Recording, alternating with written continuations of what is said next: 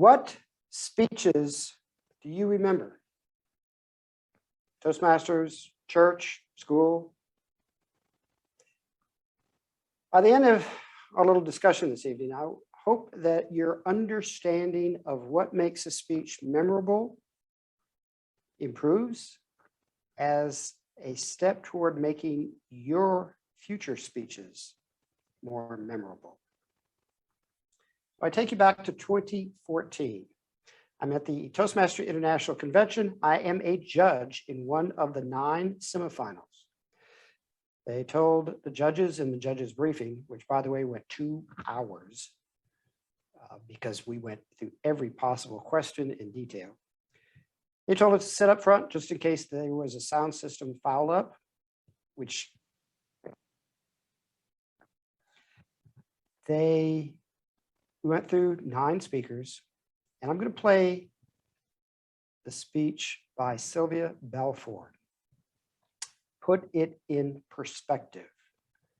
And then we'll try to have a short discussion. It is one of the 3 most memorable speeches I have seen.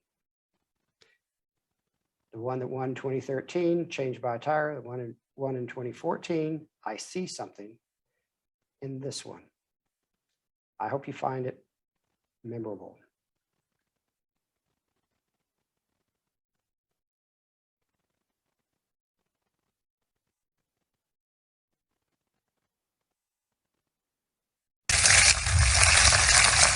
And can you see it so far? And did you get sound?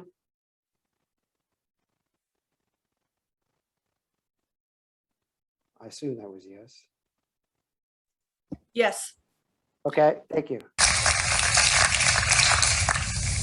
I'm having lunch with my friend Francoise. We're sitting in front of a mouth-watering plate of roast chicken and potatoes. She asked me about my day. Oh, so glad to complain to her. I just got a $295 speeding ticket. My boss took all the credit for my work, and last night I fell into the toilet because my boyfriend left the seat up again. In the middle of complaining, she cuts me off. Listen to you, drama queen. Side note about Francoise. She's that friend, painfully honest, but sometimes a pain in my contest chair. Fellow Toastmasters.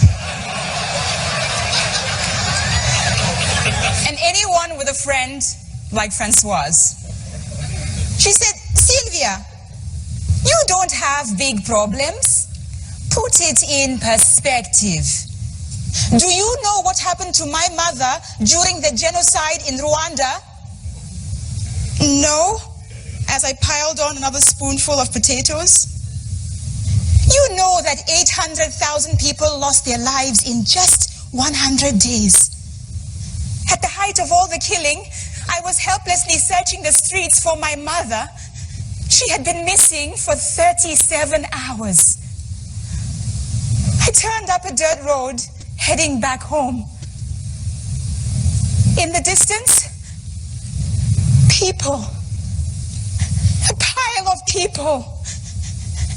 My eyes locked in on a very familiar pink sweater. It was my mother, lying there on top of everyone else. I ran to her praying that she was still alive, but she wasn't moving. I felt a faint pulse, but my mother had holes in her face and blood everywhere. 2 men came to my rescue. They pulled my mother off the pile of bodies and carried her 2.5 miles to the nearest hospital. 4 hours later, the doctor came out, wiping beads of sweat from his face. He told me that my mother lost a lot of blood. The bullet shattered her eardrum, crushed her cheekbone, destroyed her eye. Francoise, please tell me she survived. Yes, she did. And then the doctor told me that there were no more beds available in the hospital. So they had to move my mother into a room shared by a former army general. As Francoise continued, I had stopped eating, feeling embarrassed. Speeding ticket? Complaining about my boss and boyfriend? Francoise continued. I rushed back to the hospital the next morning, and when I arrived, all the chaotic hospital chatter in the day before was replaced with silence. A policeman told me that in the middle of the night, rebels invaded the hospital. With machetes, they killed everyone. All the doctors, the nurses, the patients, everyone. Except for the 3 people fortunate enough to have been in the high security room shared by the former army general. I looked at Francoise. Your mother must be bitter. You would think so, Sylvia, but no, she isn't. So my next question to her, well, how does she do it? Because I feel like I would be bitter and unforgiving for a long time. Wow. After lunch, she invited me to her house. My mother is upstairs in the bedroom. Why don't you go and talk to her? I walk into the room. Smells like clean linens. She's making a bed fresh. She turns around, scar all on her face. I said, Miss Veronique, Francoise just told me everything that happened to you. I am so sorry. But how are you not angry and bitter at the man who shot you? As she fluffs up the pillows with a lifted smile. Sylvia, my face may be broken, my spirit is not. Then she motions me in close. Remember this always. You must never allow someone who adds nothing to your life to control so much of it. Put it in perspective, my dear. That's what I always tell Francoise. Now, Sylvia, show me a smile and help me make this bed. So there I had been earlier at lunch, complaining about my problems. And yet Miss Veronique is teaching a profound lesson. If ever you're faced with the burden of an unexpectedly big bill to pay, put it in perspective. When you're at work and your boss is getting on your last nerve, put it in perspective.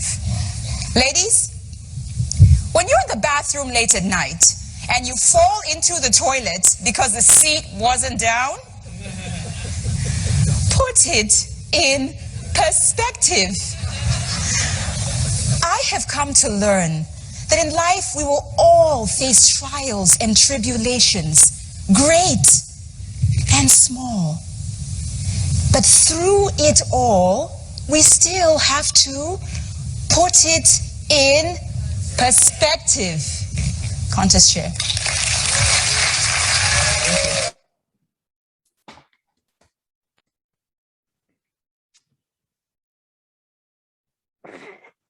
I remember that speech as if it was this afternoon. I remember being in the room. I remember where I was sitting. I remember looking up at the stage. And when I say or think the words, put it in perspective, you talk sign language, Bill? That's what I mean by a power phrase and a power gesture. Other than the first time, at the early part of the speech, every time she says, put it in perspective, she does that. Any reactions to that speech? And why I might remember it 7 years later?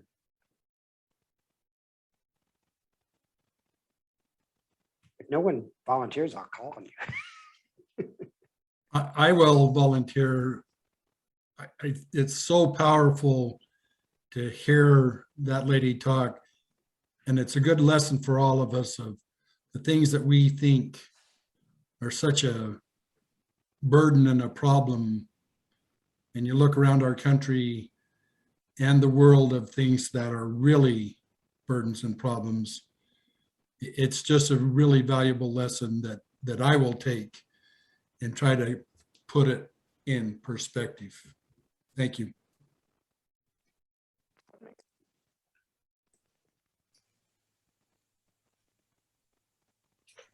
I thought her use of dialogue was really great, where she switched into herself and to Francois and to the mother. And she also used good emotion according to what she was saying. She was funny at the beginning and engaging at the beginning, but when things got serious or traumatizing, her voice inflection changed.